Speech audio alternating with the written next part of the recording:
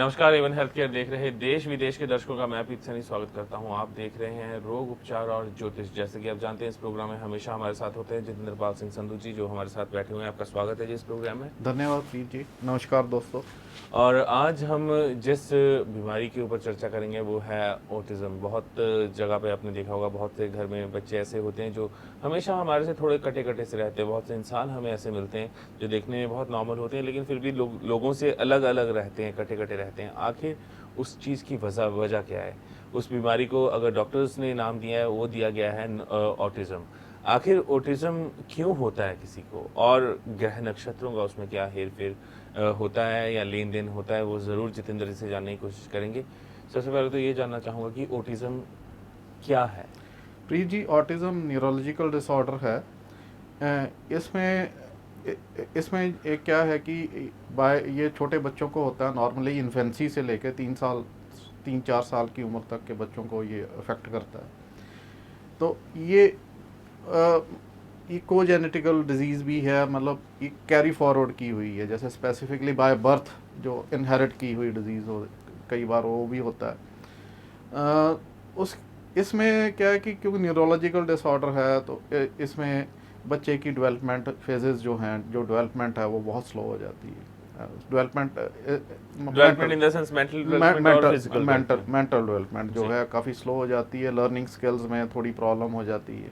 इसको नॉर्मली तो जो पेरेंट्स अवेयर होते हैं वो इसको जल्दी डॉक्टर्स को कंसल्ट करके उसका डायग्नोसिस वगैरह करवा लेते हैं। वो डायग्नोस करवाने के बाद उनको पता चल जाता है कि ये शायद ऑटिज़म का केस हो सकता है।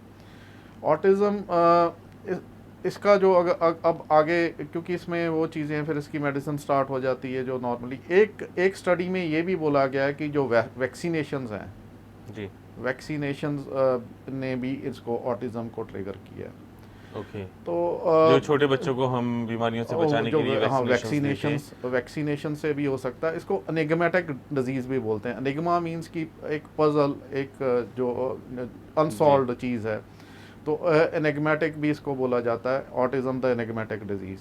अब इसमें वही, क्योंकि न्यूरोलॉजी का है, नर्व्स का है, ब्रेन से रिलेटेड है, तो मरकरी जी, बुध, इसमें बुध कारक है।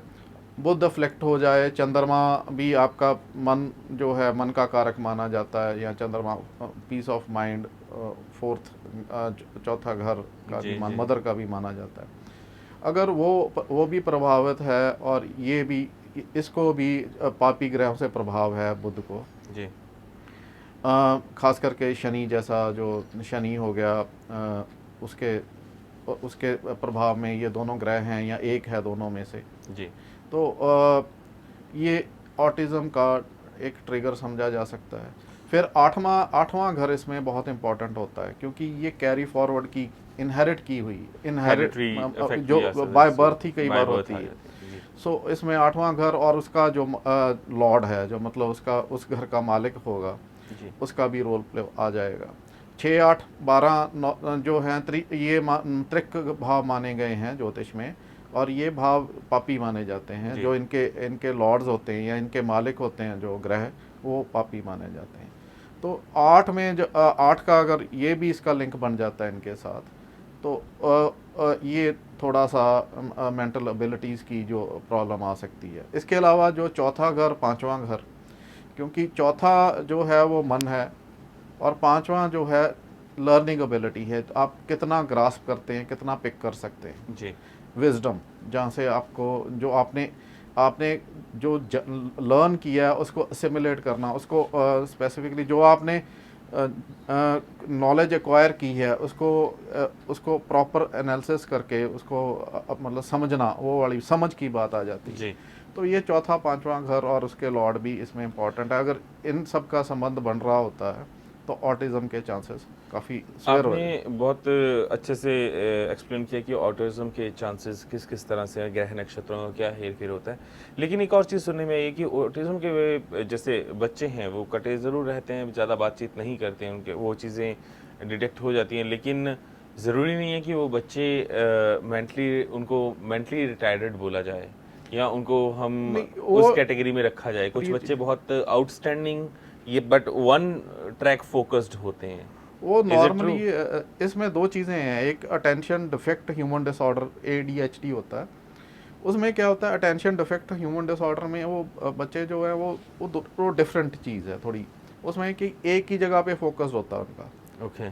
ठीक है, वो बच्चे अगर स्पेसिफिकली उनके साथ खेल रहे हैं वो ब्रिक्स वगैरह जो लेगो लूगो की होती हैं, तो उनका उसी पे ध्यान रहेगा, उसी पे एक बार बनाएंगे तोड़ेंगे, बनाएंगे तोड़ेंगे, बनाएंगे तोड़ेंगे, अटेंशन डिफेक्ट ह्यूमन डिसऑर्डर उसको बोलते ओके। हैं। पर फोकस होते हैं, काफ़ी इंटेलिजेंट होते हैं, उनमें लर्निंग की कोई डिसेबिलिटी नहीं होती।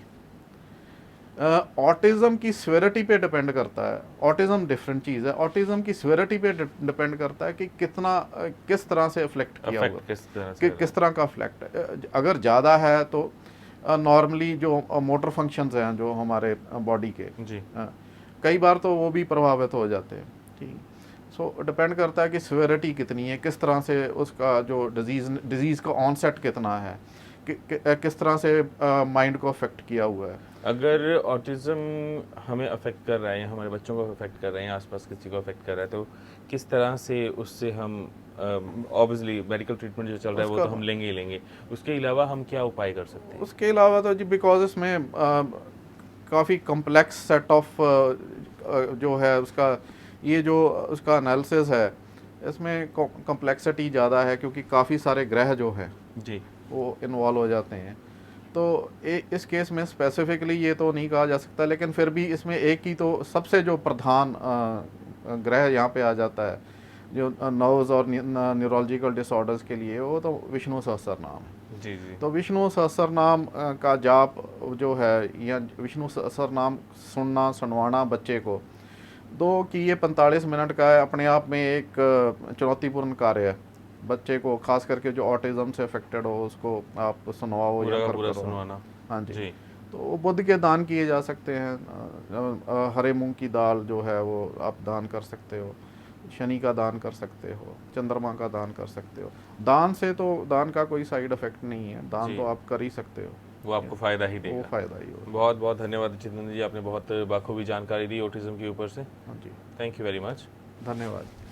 सो दर्शकों, आज हमने बात की ऑटिज्म के ऊपर। अब समय हो गया आप सबसे इजाज़त लेने का। अगले एपिसोड में किसी और बीमारी के साथ चर्चा करेंगे जितेंद्र जी के साथ। तब तक अपने होस्ट और दोस्त प्रीत सैनी को दीजिए इजाज़त। नमस्कार। नमस्कार।